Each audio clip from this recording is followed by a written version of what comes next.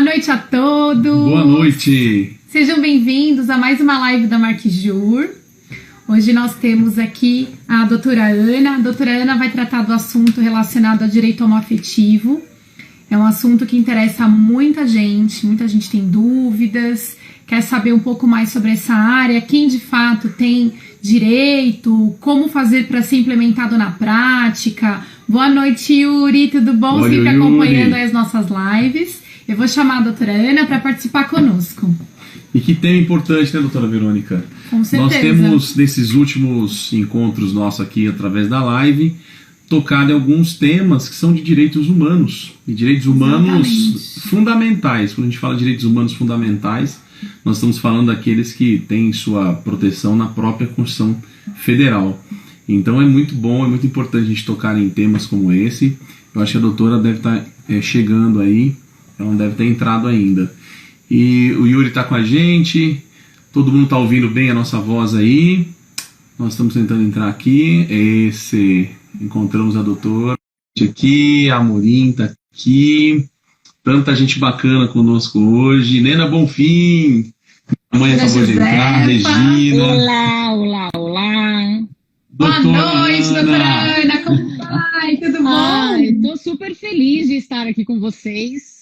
A alegria é nossa. Casal Jur, né?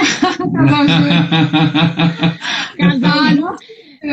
Mas até que é interessante essa inversão de papéis, porque assim, normalmente a gente que está acostumado a fazer live, a gente já tem todo aquele procedimento. Até peço desculpas essa questão do celular, que está aqui mexendo, porque eu percebi que eu era a convidada. Aí daqui a pouquinho a gente vai dizer, peraí, calma aí, quem é diferente hoje? Tá estranho hoje. Então nós vamos apresentar agora, doutora Ana. Segura um pouquinho para a gente apresentar você para os nossos amigos que estão aqui. Okay. Bom, vamos lá, O pessoal doutora que está entrando Ana. hoje, está entrando aqui na nossa live, boa noite. Hoje estamos com a doutora Ana Cláudia Gomes, uma grande amiga.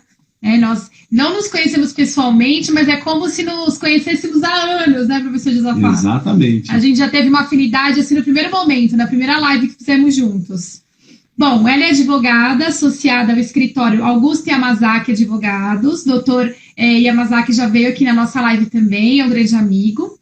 A doutora atua em especial com causas relacionadas aos direitos humanos.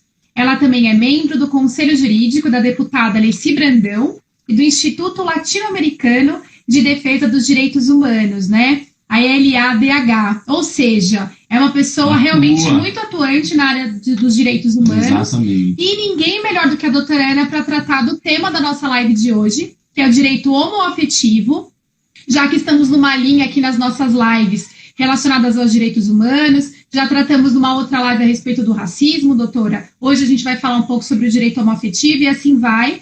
A ideia realmente é diversificar a quantidade de assuntos aqui na Marquijur. E é um grande prazer recebê-la essa noite. Muito obrigada por ter aceitado o nosso convite. É uma grande honra tê-la hoje aqui para tratar desse assunto tão sensível e tão importante na nossa sociedade. Doutora Ana, a gente agradece muito. Nós temos aqui várias pessoas conosco, são amigos, ex-alunos, advogados, professores. Eu vi que está até a União Fraterna, irmão Antônio, está com a gente aqui. Vai fazer uma live amanhã sobre questões religiosas. Olha que interessante. Gente, muito obrigado. Interessante. Obrigado por ceder um pouquinho do seu tempo para dividir com a gente seu conhecimento. Tenho certeza que nós vamos aprender muito hoje. Muito obrigado e a live é sua. Fique à vontade. Opa, a responsabilidade é grande com vocês, viu? Porque realmente, primeiro que eu acho vocês extremamente carismáticos, isso é muito bom. Com uma linguagem extremamente simples e objetiva, porque isso atinge demais pessoas, não somente quem é do ramo do direito. E eu acho que o intuito das lives é exatamente isso, a gente poder passar informações, porque cada pessoa que tenha consciência, principalmente em relação ao direito do outro, já é o caminho, é o primeiro caminho para a grande mudança. Então a gente pode até dizer que, por exemplo, que por mais que tenha pessoas violentas que a gente veja em relação ao racismo, por exemplo, em relação aos homofóbicos, por exemplo, a gente pode perceber que hoje já está tendo uma geração de uma ou mais pessoas que já tem essa criação da diversidade. E já tem essa consciência a respeito desse tema, essa importância em relação ao outro. Então, eu já acho muito bom, mesmo sendo, digamos assim, em passos lentos, nós vamos atingir. Parabéns pela caneca, eu sei que vocês têm aí, o pessoal fica realmente pedindo a caneca de vocês. Eu entrei no sorteio também, e como eu tinha certeza que você ia pegar a caneca, eu também trouxe a nossa. Isso aí, tchim-tchim, doutora, tchim-tchim. Saúde. Isso é coisa de fã, tá, gente? Mas vamos lá, eu acho assim, o que eu quero trazer hoje para essa live é um lado bom. Eu acho que a gente está passando por esse momento de pandemia, de muita violência, muita violação dos direitos humanos, mas eu quero também dar um olhar hoje nessa questão da evolução do país em relação ao LGBT. Então é muito importante a gente colocar que, por exemplo, hoje o país ele se torna uma referência mundial nos direitos do LGBT. A gente pode dizer que, por exemplo, o Brasil, ele garante um dos 3 principais direitos do arco-íris. Então, por exemplo, a gente, primeiro, eu quero falar o que é o LGBTQIA+, porque as pessoas têm essa curiosidade, o que seria essa sigla. Então, antes de eu adentrar quais são esses 3 direitos, eu quero dizer aqui para que as pessoas entendam. Anos atrás, na década de 90, muitas pessoas falavam a respeito de GLS. Vamos numa balada GLS. O que é o GLS? Gays, lésbicas e simpatizantes. Os simpatizantes são os heterossexuais que se simpatizam com a causa. Eu sou uma simpatizante, podemos dizer assim. Teve a evolução, onde foi colocando outros gêneros. Então, a gente pode iniciar pelo L, que significa lésbicas, que são as mulheres que se sentem atraídas fisicamente ou emocionalmente por outras mulheres. Aí tem o G, que são os gays, que aí já são os homens, que emocionalmente ou fisicamente para outros homens. Aí que começa a complicar, porque aí vem o B, mas B do quê? Ainda é simples, de bissexual. Aí começa transgênero. O que é então o transgênero? São as pessoas que elas não se identificam com o seu próprio corpo, e isso está cada vez mais comum. E que eu fico muito feliz é que as famílias também conseguem reconhecer hoje com seus filhos pequenos, já demonstrando essa questão do gênero cada vez mais cedo. Então, quando os pais conseguem enxergar isso numa criança de 2, 3 anos, já conseguindo primeiro identificar, aceitar e entender a importância da união familiar nessa questão da transição numa criança principalmente tão nova, isso já é um grande avanço. Porque realmente a gente está diante de uma realidade. Infelizmente, a gente sabe que muitos pais, principalmente aqueles de religião, a gente até fez, né, Josafá, uma live maravilhosa a respeito da liberdade religiosa. E eu acho que quando a gente entra nesse campo LGBT, é uma questão que realmente, principalmente para mim, para todos que trabalham com isso, é muito conflitante. Porque aí vem aquela pergunta, por quê? Eles não têm direito a Deus? Eles não têm acesso a Deus? Por que eles têm que mudar daquela determinada igreja? Porque ele não é aceito ali devido às doutrinas e regras. Então, é muito ruim quando a gente pensa nisso, porque o espaço dele não está sendo preservado, respeitado, digamos assim, o direito fundamental dentro da sua própria religião. Então, quando a gente entra também nesse âmbito, a gente passa horas falando a respeito disso, e a gente vê o quanto que a violação é muito forte nesse sentido também. E dos transgêneros, a gente pode dar um exemplo para as pessoas saberem quem são os transgêneros, que é a Tami Miranda, que menina, digamos assim, que fez a cirurgia. É um homem hoje, e a Roberta Close, que no caso já é uma pessoa que as pessoas conhecem, talvez porque atinge umas pessoas assim com mais idade, vamos dizer assim. O que é o queer? Aí as pessoas perguntam, mas o que é o queer? LGBTQ. Mas o que é o queer? O queer é aquele que também ainda não se identificou. Então, essas pessoas também são respeitadas nesse grupo, porque você não tem aquela questão de entender qual de fato é a sua... Porque quem impõe essa questão é a sociedade. É a sociedade que o rotula, se é homem, se é mulher, se é hétero, se é lésbica, enfim. Então, na questão dos queers, não tem esse rótulo. Ele está livre para experimentar e viver. Aí tem o caso dos intersexuais, que é o I. Algumas pessoas até falam, mas é hermafrodita? Não. Para quem trabalha com isso, entende que chega a ser até agressivo falar isso. Não é hermafrodita, eles são intersexuais, então é importante que tenha essa diferença também. E aí vem as letrinhas, o mais, que são aqueles que ainda não têm o seu gênero identificado, que ainda estão nesse processo realmente de definição. Então é importante que as pessoas entendam isso, principalmente em relação à bandeira. Por que o arco-íris? Eles se basearam muito para criar esse símbolo da bandeira nos hippies, que eles têm aquele conceito da saúde, da vida, da harmonia. Então é isso que eles querem. É por isso que o símbolo é a bandeira com as cores do arco-íris, porque cada cor tem um significado. Então, por exemplo, o amarelo quer dizer luz, quer dizer vida. O verde é a natureza, é o amor da natureza. Então, é muito bem pré-determinado essa organização, vamos dizer assim. Porque se a gente parar para pensar, pessoal, quando você fala em parada gay, é o maior movimento político que a gente pode considerar. E econômico, né, doutora Ana? Porque exatamente, o que não movimenta, exatamente, movimenta e é assim, mundialmente falando.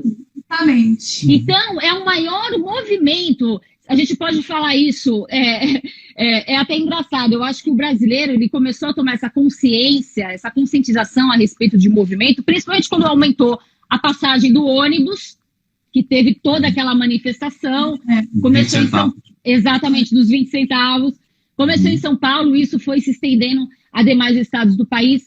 Depois, em relação ao impeachment da Dilma, manifestações pós, enfim. Então, quando a gente vê o LGBT se reunindo na parada gay, e é o maior exemplo de organização. Porque não é com conflito, é com paz, é com harmonia, é com ordem. É um orgulho a gente ver essa organização da parada gay. E é assim, então são esses principais inícios assim que eu queria mostrar para vocês. Agora, qual é a relação a esses três principais direitos que eu comentei com vocês? O primeiro deles se deu em 2013. Vamos dizer assim, eu até fiz umas anotações aqui para trazer números, porque isso realmente é fantástico quando a gente vê essa questão da evolução do direito. E por isso eu falei, eu não quero falar de coisa ruim, eu quero falar de coisa boa, para eles se sentirem, quem é do grupo, realmente fortalecido e saber que está sendo trabalhado para os direitos serem assegurados, garantidos e não violados.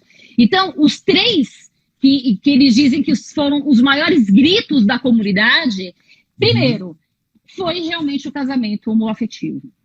Porque quando a gente fala no casamento homoafetivo, tem muito aquela questão, por exemplo, só para a gente poder trazer a realidade. A gente sabe que a realidade você assume a sua sexualidade, você é gay. Dependendo do contexto da família, você já não é aceito pela família desde muito jovem. Então você já vai para o mundo, digamos assim, buscar um sol, um espaço para você.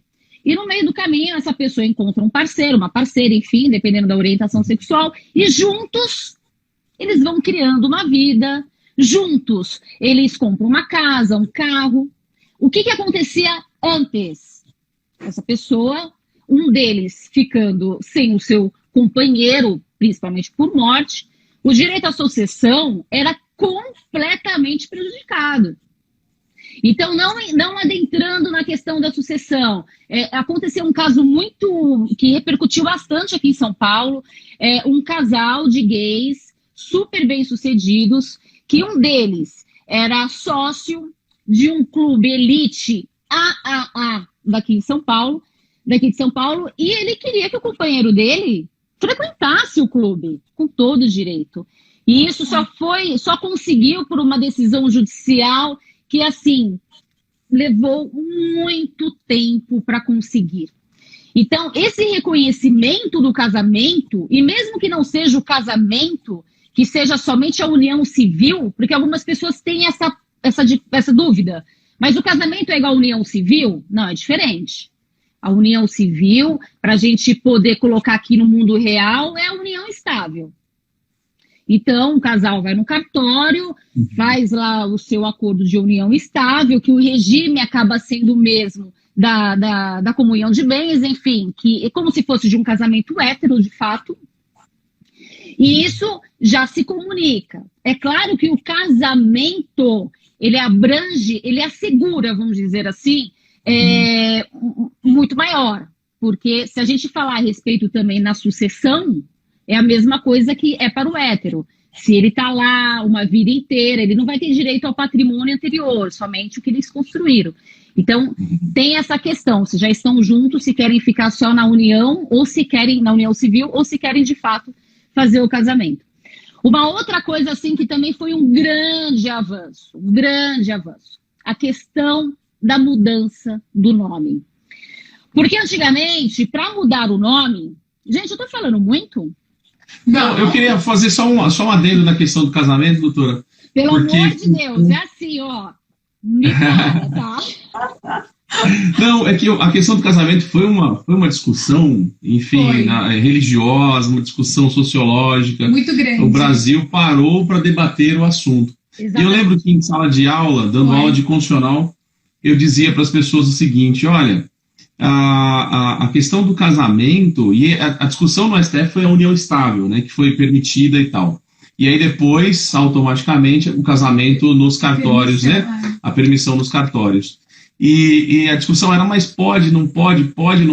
Gente, a gente para pensar, né? A nossa Constituição Federal, doutora Ana, ela trata de dignidade da pessoa humana. Exatamente. E eu falava o seguinte para os alunos: ali não diz a pessoa negra, a pessoa gay, a pessoa lésbica, a pessoa religiosa ou a pessoa ateia. Não. A pessoa humana.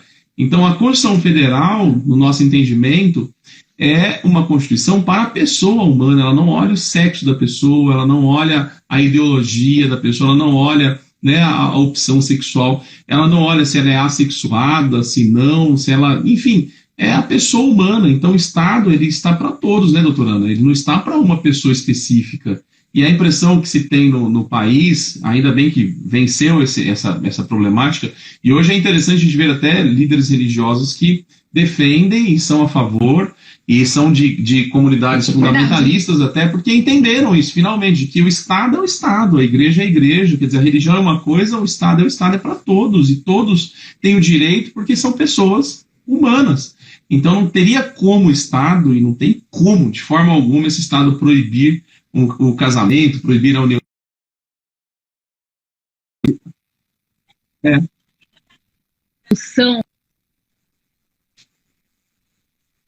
Doutora Ana, tá a internet, não sei se eu acho que a doutora tá falando com a gente aqui. Enquanto a doutora vai voltando, só para ir conversando com vocês a respeito desse ponto, né? Sim. Porque é uma discussão que parecia conversa de bêbado com louco, não era?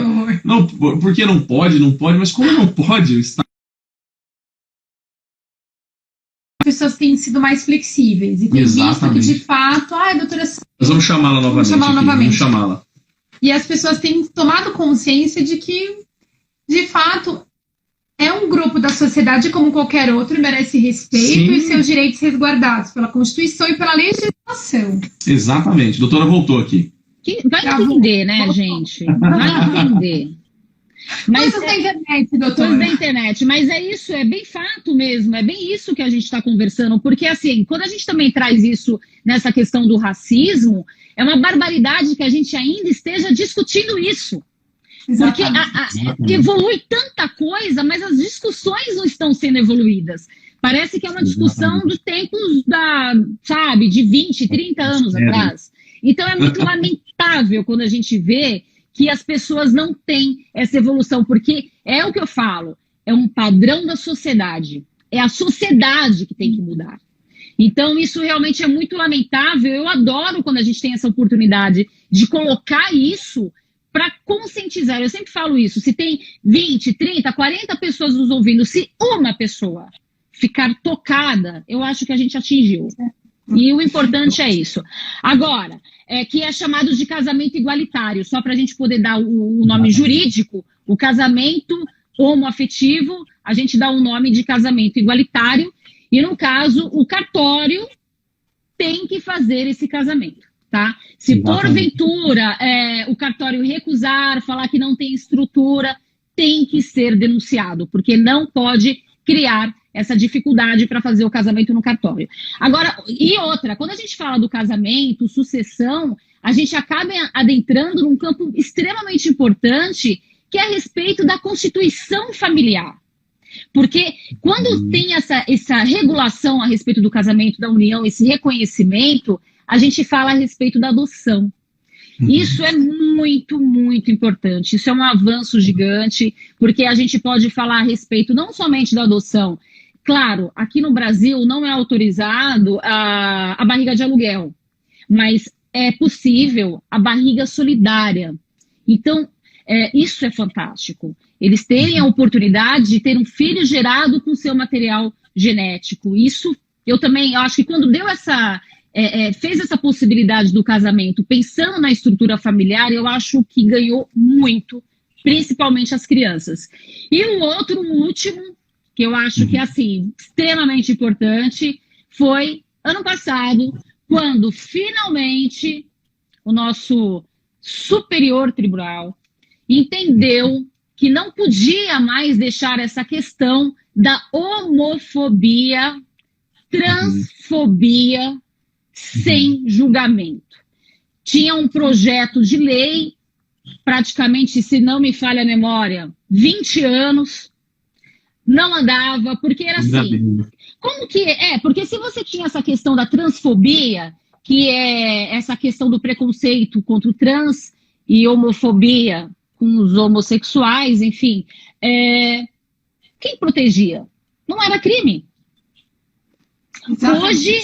Hoje, aliás, ano passado, completando o ano, eu acho que foi o maior ganho que o Supremo colocou isso. Olha, não tem uma lei específica? Ok, vamos enquadrá-la, então, na lei do racismo.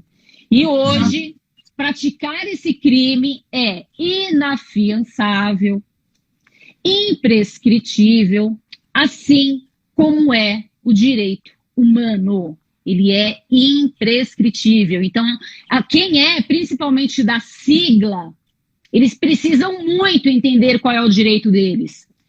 Porque a gente está violando, além de um direito, a gente está violando um ser humano. A gente pode dar um exemplo, que é um exemplo extremamente polêmico, referente ao uso do banheiro dos trans. Então, é assim, vamos falar de uma mulher, ela tem uma alma feminina, ela tem um corpo feminino, como que ela vai usar um banheiro masculino? Então, isso não precisa estar na lei, mas ela tem o direito, sim, de usar o banheiro feminino. Então, são essas coisas do dia a dia, porque é interessante, não é natural para a sociedade o grupo GLBT, da mesma forma que a gente fala, o deficiente físico, ele tem que ter uma rampa de acesso, o mundo tem que estar adaptado. Mas por que tem que estar adaptado para o LGBT? Se é uma questão de mentalidade, não é o mundo que tem que mudar, é a mentalidade das pessoas que tem que mudar. Você não precisa pôr uma rampa de acesso a nada. A rampa de acesso é realmente a sua informação. Então, é acabar com esse tipo de preconceito. E o que eu achei fantástico também, essa questão da lei, porque agora é crime. Aquela pessoa que está lá com o seu Instagram e vem um que comenta assim, viadinho. Desculpa o termo. Mas né? Então a pessoa fala assim, caramba, eu fui ofendido, mas eu não sei quem é essa pessoa. Não tem problema. Vá até o Ministério Público, leve o print, leve o endereço, que as autoridades irão investigar quem é essa pessoa que fez isso e vai ser punida. Então, agora, aquele vizinho, que também é até interessante, eu estou com um caso bastante interessante de uma moça trans que ela já utilizou dos direitos dela, inclusive para mudar os seus documentos. Hoje ela tem um nome feminino realmente, e ela está sofrendo uma violência tremenda com a proprietária da casa que ela mora, que xinga na frente de todo mundo, fala uma das maiores barbaridades para ela. Aí qual vem a situação complexa do caso? Que é uma mulher, quem ofende, a ofensora, é uma mulher, uma senhora de mais de 70 anos e que agora parece que ela é inimputável, porque tem algumas questões de laudos médicos e tal. Então é assim, embora tenha a lei, embora tenha o direito, e aí? Para as pessoas que não sabem, o inimputável é aquele que não responde pelos crimes, exatamente, ou pela idade, ou por questões de doenças mentais. Então, quem responde? Como é reparado esse erro, esse dano? Então, a gente vê o quanto que é sensível essa questão. Que, embora tenha uma lei, mas a proteção, ela nunca é absoluta. E que triste isso, doutora Ana, porque é uma coisa comum no Brasil, infelizmente, corriqueira, é o bullying, né? Começa na escola, esse bullying ele ultrapassa a juventude, chega à fase adulta, continua, só que hoje não é mais um mero bullying, hoje é realmente criminalizado. E que bom a senhora tocar nesse assunto. A doutora Ana falou para não chamar de senhora. Não, por favor. Eu não falei, eu falei isso para me chamar de senhora. Fique à vontade. Eu quero tocar 2 pontinhos aqui. 2 pessoas falaram com a gente. Uma um pouquinho mais à frente falou a respeito da assexualidade. E aí eu quero até falar num assunto que antigamente a questão da homossexualidade era tratada até como doença. Isso foi retirado. Sim. Mas tem a questão da assexualidade ainda, que é uma discussão se é ou não é doença. Quer dizer, algumas letras do LGBTQIA+, e tal... Ainda são consideradas doenças, né? Em alguns países, enfim, mas isso tem mudado muito. Esse é um ponto que foi tocado. E também o doutor Renato, que é o presidente da comissão Obrigada, doutor Renato. Liberdade Religiosa de Osasco, subseção Osasco, falou a respeito do Estatuto da Diversidade também, que está parado, não caminha no Congresso Nacional. Não anda, né? Quer dizer, é uma questão endêmica, né? Cultural isso, precisa ser mudado. Cultural. Gente, mas é muito interessante, porque assim, até 1999, na Rússia, o homossexualismo, ele era considerado doença mental. Então, nós não estamos falando há 100 anos atrás. A gente está falando em 1999. E outra, eu acho que assim, o máximo da boa notícia agora, e informando as pessoas, porque é assim, eu acho engraçado porque todo mundo tem uma história pessoal para contar, né? Todo mundo tem um exemplo. Eu tenho um exemplo na minha família, inclusive, a respeito disso, de homossexualidade. É uma pessoa, é um garoto, mas é maior, fiquem tranquilos, não é menor de idade, então já é assumido, mas assim, a família é extremamente religiosa e a família queria realmente anular essa questão da sexualidade, falando que tinha que continuar naquela linha religiosa, que precisava se casar, mostrar para a sociedade, para aquilo que ele foi criado, concebido, enfim. Então isso mostra o quanto que precisa dessa mudança nos líderes religiosos. E hoje, a boa notícia, que é crime, quando o pastor da mãe, o líder religioso da mãe, fala que tem que fazer a cura no filho gay. Exatamente. Hoje ele vai responder por isso. Então, eu achei isso também formidável, porque entra naquela questão que eu falei com vocês. Então, o gay, o LGBT, ele não tem mais a possibilidade de ter acesso a Deus, a sua religião, a poder entrar num templo sagrado e sair. Ele não pode. Isso é uma violação, gente, das mais absurdas, na minha opinião. Das mais absurdas. Doutora Ana, essa questão da religião, nós temos hoje muitas comunidades que são inclusivas, sim, mas são realmente a minoria, mas já tem essa questão da inclusividade. Os são vanguardistas nisso, é a igreja anglicana, que é a igreja da Inglaterra, é uma igreja que tem lá, né, já essa inclusividade, tem padres que são homossexuais, tem pastoras que são homossexuais, isso já tem. Nos Estados Unidos, a gente tem já muitas igrejas históricas. A presbiteriana, ela deu um passo muito importante nos Estados Unidos. Claro que depois tem uma divisão, né, eles se dividem, cada um cria uma própria convenção, um próprio sínodo, mas essa inclusividade, no meu ver, não sei o que a doutora entende disso, é impossível não acontecer. Se não acontece daqui 1 ano, 2 anos, mas é inevitável. Logo, logo terá aí uma abertura em todas as comunidades. Porque a senhora falou uma coisa muito importante. Não se pode negar a fé para as pessoas, não se pode negar Deus, o acesso, a espiritualidade, né? O acesso. É claro que respeite-se cada religião e a religião respeita a pessoa. E eu estava conversando, né, com o doutor até Renato, ele falando que até nas religiões de matriz africana, dependendo, né, do grau que se conquista ali, se a pessoa é transexual, ainda não é aceito, porque é só o homem que conseguiria e tal. Então veja que realmente é um problema. A doutora tocou num ponto importantíssimo para a gente aqui. Não, e é muito interessante isso mesmo, pessoal, porque assim, na hora que a gente começa a pensar das igrejas inclusivas, vamos falar que quem começou esse projeto foram os rejeitados, convenhamos. Sim. Foram os rejeitados que perceberam a necessidade da inclusão. E outra, o que eu penso, tá? Que se hoje, no momento atual, se as religiões como um todo, se elas não serem dessa forma, eles vão perdendo os fiéis. E a gente sabe que fiéis é o que mantém a religião, é que mantém a instituição. A renda vem muitas vezes das doações dos fiéis.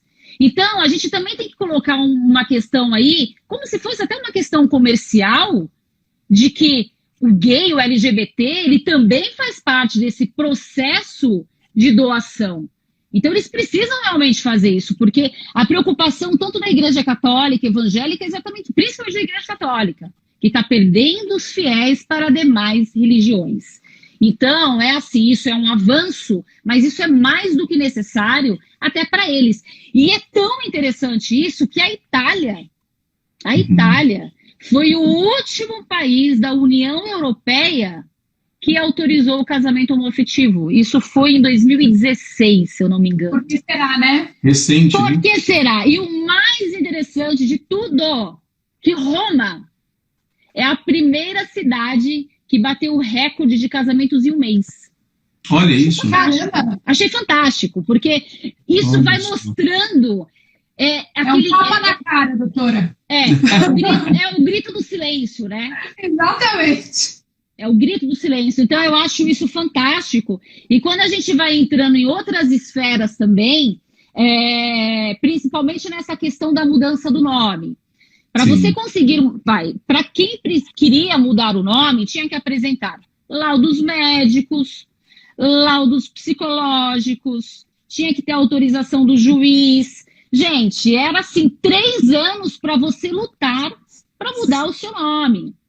Hoje não.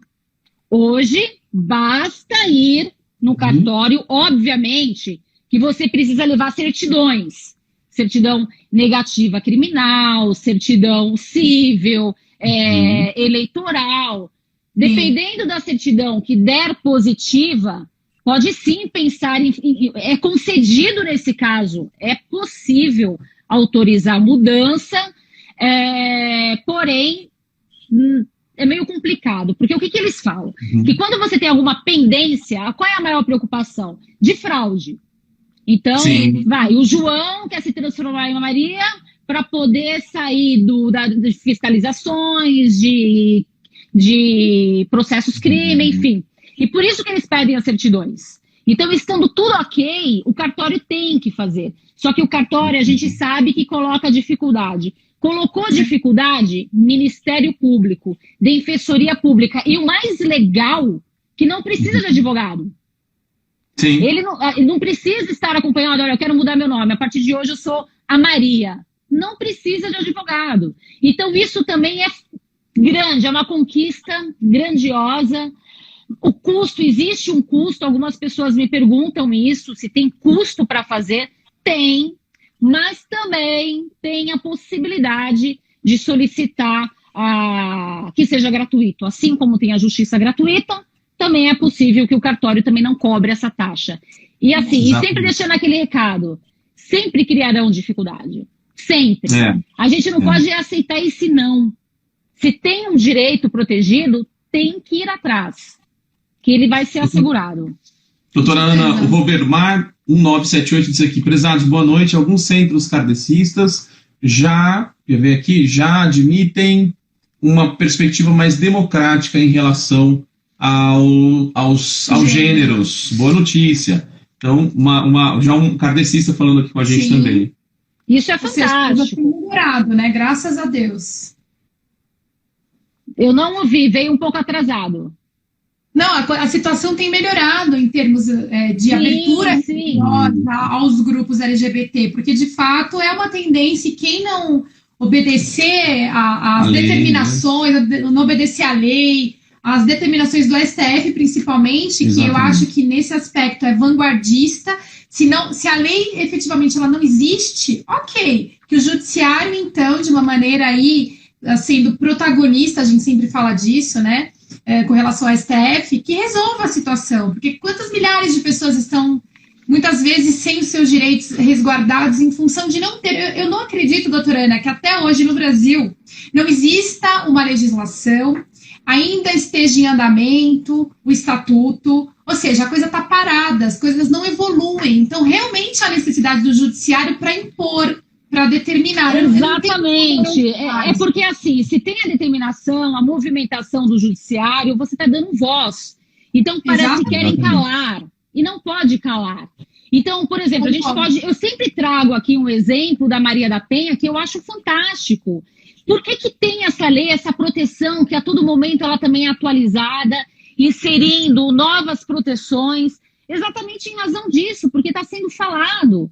E a gente falando de um país do tamanho do nosso, a gente tem que entender aquele grupo LGBT que está aqui na capital e tem aquele grupo que está no interior do Brasil, que ele é agredido constantemente. E um outro fato que, assim, a gente tem que chamar atenção. Eu fiz uma live dias atrás que, sinceramente, foram duas. Um tema foi inclusão, e a outra também foi aqui a respeito de como que o grupo LGBTQ eles estão agora na pandemia. E o assunto em pauta foi 90% dos trans trabalham na prostituição. Nossa. Isso é muito sério. Isso é muito sério. Então, eu conheci uma trans que ela conseguiu sair da prostituição, ela começou a trabalhar com artesanato. Só que a gente sabe que o artesanato no Brasil, ele tem aquele caráter que falou, aprendeu na prisão, ou porque não tem o que fazer, vai fazer artesanato. Ele não é respeitado, sabe? Não dá valor ao produto que ele está produzindo. Então, assim, você tem um índice desse de 90% dos trans trabalham na prostituição, isso é alarmante. Eu vejo isso como um problema de saúde pública. Sim. Exatamente. Doutora, tem uma pergunta aqui, uma questão interessante. Essa veio da Emilau Academy, a doutora Eliana Taveira. Eu quero fazer menção aqui, o professor Carlos Laurenti, professor Alessandro Lunar, doutor Leonardo Missassi, a doutora Eliana Taveira fez uma pergunta agora, doutora Adriana Felisberto, doutor Eduardo Maurício, doutor Renato Sanches, tantos advogados que estão com a gente aqui. Estou vendo aqui o André Luiz, a Cris, tantos amigos com a gente. Agradecer. São muito queridos. Agradecer mesmo. Obrigada. E a doutora Eliana Taveira fez uma pergunta. Uma questão interessante, bem polêmica, né? Uma questão interessante que foi tratado no processo é o direito ao esquecimento. Tratava-se de um caso de uma mulher uma live disso, direito que escondeu do marido que teria nascido homem. Qual a opinião da doutora Ana? Caramba! Ela escondeu do marido? Exatamente, que era trans, e aí a questão do direito ao esquecimento, e aí essa discussão, se a doutora tem alguma opinião a respeito desse caso. Eu tenho, porque é aquela questão, a gente sempre pensa, principalmente nós somos operadores de direito, é aquela questão, é o seu direito e o direito do outro. Sim. Né? Então, é uma situação extremamente delicada que você tem que analisar um fato concreto. Porque sempre vem aquela pergunta, mas como assim ele não percebeu? Por exemplo, aconteceu comigo recentemente de uma cliente também trans, e eu resolvi numa situação para ela, num contrato de locação, a advogada desse local falou assim para mim, não, mas os proprietários acham que ela é travesti. Mas eu falei para eles que ela não é travesti porque ela me mostrou os documentos dela. Ela é mulher. Então já mostro desconhecimento nesse sentido, mas principalmente naquela questão. Ele não sabia? Tem essa questão da proteção do documento, ele pode alterar, mas, gente, concorda que é muito analisando o fato concreto? Porque quando a gente analisa o outro, a gente fala, não, vamos anular esse casamento. Mas é muito sensível, isso realmente analisando um caso concreto mesmo. Exatamente. O doutor Renato falou da condenação do Brasil na Corte Interamericana. Foi imprescindível para a aprovação da Lei Maria da Penha. Quer dizer, o Brasil só faz assim, lei... Só anda sob pressão. E, doutora, posso fazer um adendo rapidinho nesse ponto? Como constitucionalista, a gente sabe que a decisão do Supremo Tribunal Federal, ela é de uma grandiosidade enorme, assim, era imprescindível, não tinha como não fazer isso. Só que olha como cria um caos, né, no nosso país, um caos institucional, porque quem deveria fazer a lei não fez. Existe uma mora legislativa no nosso país enorme. E aí depois criticam o judiciário, porque o judiciário é ativista, porque é ativismo judicial.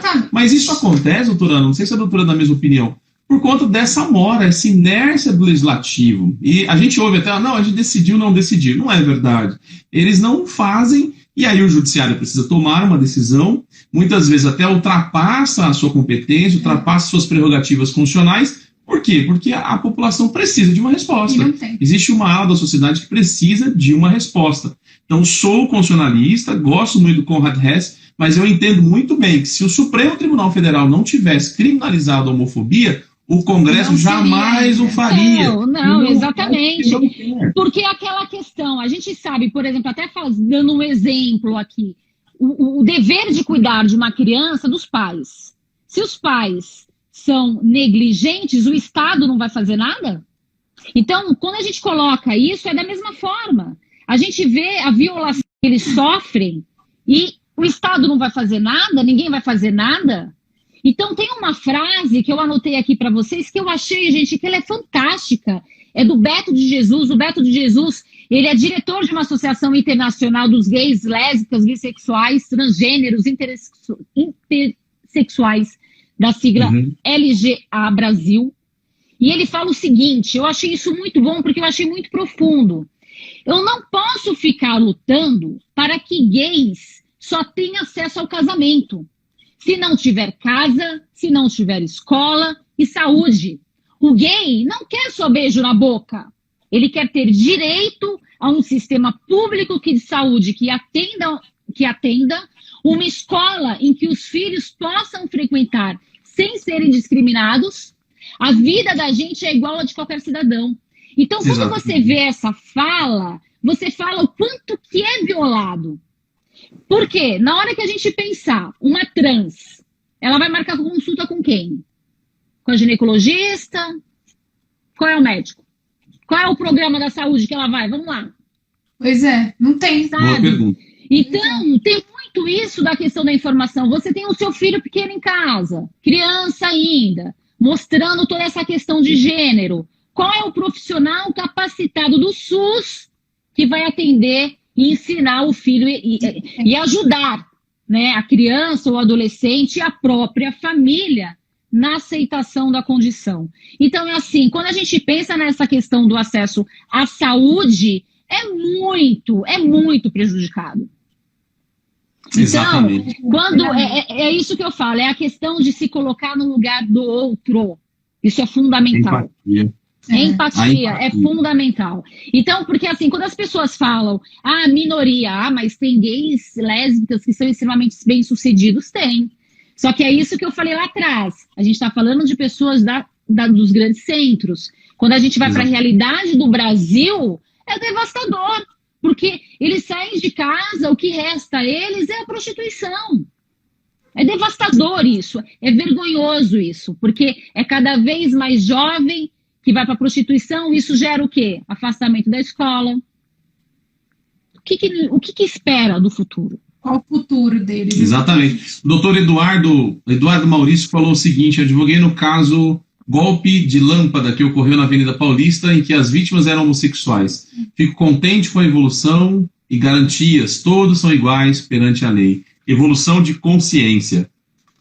Exatamente. Ótima colocação, doutor Eduardo. Exatamente. O doutor Eduardo, ele está fazendo mestrado em ciências criminais lá em Portugal. Então, é assim, ele realmente tem muito, ele trabalha com essa questão do comparativo. Eu acho que até é interessante, depois eu posso apresentá-lo para vocês, porque trazendo esse comparativo de dados também, Brasil, Portugal, a gente fez uma live sobre isso, violência da mulher, comparativo Portugal, Brasil, foi muito bacana. Então, obrigado, doutor Eduardo, por ter se manifestado. Obrigado. Doutora Ana, a Amorim aqui, a Amorim GC, falou o seguinte: só em maio desse ano de 2020 que o Supremo Tribunal Federal derrubou a restrição dos gays doarem sangue. Interessante, nós estávamos em Brasília, assistindo no STF, quando foi o julgamento. Mas, desculpa, quando iniciou o julgamento. Sim, 2019. Terminou agora em 2020. Nós estávamos lá no Supremo Tribunal Federal assistindo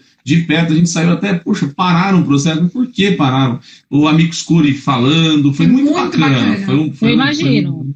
Foi especial, Emocionante. É sensível, até porque é um absurdo essa questão da doação de sangue. É um preconceito, assim, sem medida, sem tamanho. E recentemente a questão foi resolvida, doutora. A gente está falando de 2 meses atrás. Exatamente. Quer dizer, mas isso mostra que até o direito dele de uma boa ação é violado. É o básico. É lamentável. É lamentável. Por isso que realmente não pode se calar. Uma outra questão, doutora, antes de eu falar dessa outra questão, eu prometi para minha sobrinha, que tem 3 anos e meio, que eu mandaria um beijo para ela, e ela acabou de entrar. Beijo, querida, Dinda te ama. Pronto. Gente, mas veja, 3 anos, essas crianças, elas estão assim... Elas têm um chip diferente, não é possível, doutora. E ela falou, incrível. Falei, tá bom. Beijo para essa princesa, então.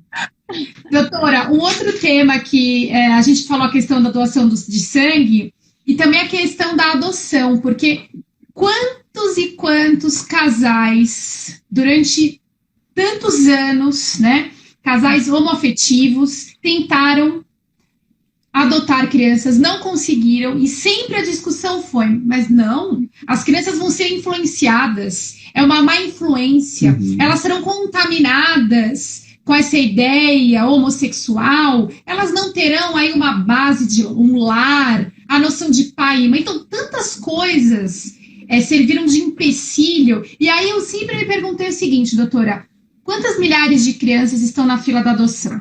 Jogadas em abrigos, orfanatos? Por que não? E aí ainda é uma luta, né? Muitos ainda sofrem preconceitos, dificuldades, os processos às vezes são morosos, tem que lutar durante muito tempo para conseguir adotar efetivamente uma criança, um casal, até um adolescente, muitas vezes, dependendo do caso. Por que essa dificuldade? Então, eu queria que a doutora falasse um pouquinho sobre isso, porque é uma coisa que, para mim, não cabe. Eu não consigo compreender essa situação. Boa pergunta. Porque na verdade, é exatamente isso que a gente está falando. O LGBTQ, vamos dizer assim, ele não tinha o direito dele reconhecido em diversas esferas. Então, principalmente nessa questão, a gente já tem um processo bem burocrático aqui no Brasil, bem burocrático, porque o tempo de espera é numa média de 2, 3 anos.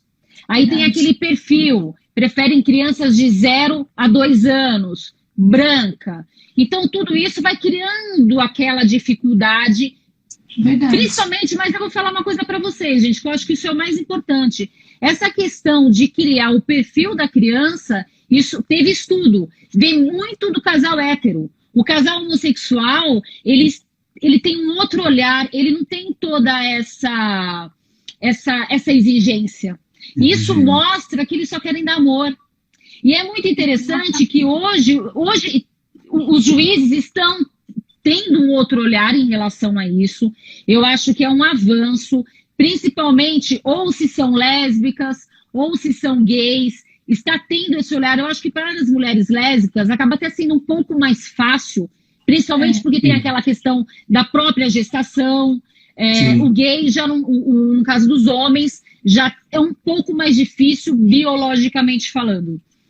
Mas hoje, por exemplo, é muito comum e frequente a gente ver um casal de gays com crianças. E já foi comprovado que não há nenhum tipo de lesão no psíquico da criança que tem a figura de 2 homens ou 2 mulheres no seu desenvolvimento. Porque o que de fato prejudica o desenvolvimento de uma criança? Gente, ninguém precisa ser expert. A criança, ela precisa de paz, ela precisa ter o seu ambiente respeitado, ela não pode ver a violência entre o pai e a mãe. Eu não estou nem falando de classe social, porque tem pessoas que são muito humildes, muito pobres, mas há amor. Isso é o mais suficiente dentro de um lar. É o amor. Então, é isso que eu acho engraçado. Tem essa questão que é colocada pela sociedade dessa figura, homem, mulher, pai e mãe. Não pode mais ser assim. Não Doutora Ana, concordo. E eu falo o seguinte, quando vem um crítico, né, ferrenho, fala assim, não, eu sou contra, eu falo, então adote você. Por que não adota, né? É muito fácil você criticar o outro quando você não faz o trabalho. Exatamente. Então nós temos, infelizmente, o falso moralista, né? Diz, não pode, mas nunca adotou uma criança, nunca deu uma esmola para um pobre, quer dizer, nunca ajudou ninguém, nunca fez nada para ninguém, é o falso moralista, não pode, eu sou contra isso, sou contra... Esse é um falso cristão, é um falso religioso, né? Então, infelizmente, tem muito disso, né? É o que a gente chama de hipocrisia, né, doutora? A pessoa fala uma coisa, dentro dela é outra coisa totalmente. Exatamente, mas isso é fantástico que você está falando, porque isso vai de encontro com o que eu penso. Por exemplo, falando a respeito da liberdade religiosa. Vamos dizer aquele que é extremamente religioso na tua religião. E ele se sente extremamente ofendido quando falam mal da religião dele. E ele quer buscar os direitos de proteção da religião, do culto. Só que assim, o que muda aí? O respeito à religião dele e o respeito da opção sexual do outro. Qual é a diferença? É a mesma coisa que você falar que a fome do outro é menor que a tua. Que o frio do outro é menor que o teu. Que a minha dor é maior. Como que você mensura a dor do outro? Então eu acho que isso não pode mais. As pessoas realmente precisam falar. A família precisa reconhecer. Eu acho muito triste, casal Jus, quando esse pessoal do grupo não tem apoio familiar. É muito triste. Porque quem somos nós sem a nossa família? A gente vê agora, nessa época de pandemia, que foi até que eu comentei agora, assunto de uma live na semana passada, é devastador o que eles estão passando. Porque eles nunca ficaram tanto tempo confinados com a família, sendo que é a própria família que são os violentos contra o gênero deles. Então, e aí? Aonde você tem que ter o amor, o acolhimento, você não tem? Exatamente. É lamentável. Exatamente. Bom, temos uma pergunta aqui, doutora. Vocês vão me falando do tempo, tá, gente? Porque hoje, afinal, já que eu sou convidada, não tem como... Quase no final. Quase tem mais ou menos jura? Passa rápido, né? Uma perguntinha. A licença maternidade para casais homoafetivos que adotam, qual dos pais terão direito? É uma pergunta também da Amorim GC. Faz um monte de pergunta. Obrigada pela participação. Já tem julgados que realmente, porque tem toda aquela questão, tem que ser nomeado. Tá? Então tem que nomear que eles escolhem. Exatamente, isso já é um acordo entre o casal. Então, o pai, vamos dizer assim, ou a figura que vai ser aquela figura do provedor familiar, só para ficar claro, ele tem o direito lá na empresa, eu acho que agora é 1 semana, enfim, é igual de hétero. E pode conseguir, sim, a questão da licença maternidade. Por quê? O que a gente está falando aqui? Direitos iguais. Exatamente. Então, se a mulher... É por equiparação. Se a mulher tem direito à licença maternidade, até para casos de adoção, por que o gay que adota não pode se enquadrar? Pode. Então é aquela questão, é sempre a pessoa que tiver com essa situação vai na defensoria é aquela questão, eu falo contrato advogado, não, vai na defensoria, se informe, porque você pode sim ter esse direito estendido, com certeza. É isso aí, doutora. Doutora, muito obrigada. Eu sempre digo, bom! Passou muito rápido. Eu queria fazer mais perguntas, falar mais sobre isso, sobre esse assunto. Nossa, eu preparei tanta coisa. Eu sei, sempre a gente prepara um monte. Eu adorei. Nossa, eu sou fã de vocês. Fã. Eu nós somos adoro muito esse trabalho também, que vocês fazem. O escritório do Dr. Yamazaki, as lives que vocês fazem, sempre que a gente consegue, a gente entra também. Realmente estão muito boas, parabéns pelo trabalho. Exatamente. Nesse momento de isolamento social, as lives têm amenizado um pouco aí, as pessoas têm acompanhado, têm se informado principalmente, têm visto quais são os seus direitos. E esse é o nosso trabalho, o objetivo de todas as lives. Então vamos continuar aí juntas, continuando com as nossas lives. Muito obrigada, a live hoje foi maravilhosa, muito informativa, todos gostaram, fizeram comentários, não dá pra gente ler todos. Eu que agradeço, imagina, muito super obrigada. feliz. Doutora Ana, eu sou muito grato com primeiro, quando nós pedimos, nós fizemos prontamente a doutora aceitou. De plano, sim, nós estaremos juntos, a gente ficou muito feliz com a sua prontidão.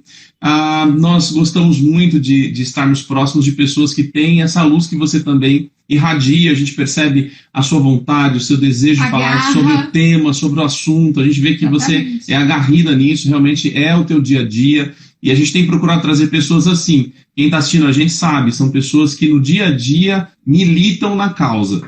Então, são temas polêmicos e faz parte, não tem como a gente não tocar temas polêmicos, porque a gente precisa falar de direitos. Então, o Martin Jura é um canal que fala de direitos e as pessoas têm direito. Hoje nós aprendemos simples, fácil e objetiva. Eu gosto muito da linguagem de vocês. Sim. Aprendemos muito com a doutora hoje. Muito obrigado. E esse momento final, agradecendo a todo mundo que está assistindo a gente, viu? Muito obrigado, gente. Beijo, Suas palavras, doutora. Suas palavras de agradecimento. Eu agradeço demais o convite de estar tendo essa oportunidade de falar a respeito disso. E o meu recado é, a gente precisa escolher um lado. A gente não pode ficar em cima do muro. E quando a gente escolhe um lado, a gente tem que lutar por ele. Então, eu acho que esse é o recado principal, escolher um lado e lutar por ele. E que seja o lado dos direitos humanos. Que seja respeitado e nunca violado o direito do outro. É isso, né? Tipo, vamos assinar aqui o que tem que assinar para liberar para todo mundo que falta. É isso aí. Gente, muito obrigado. Obrigada, beijos, obrigada. Muito obrigado, beijo para todos. Se cuidem, até a próxima live, gente. Até a próxima live. Tchau.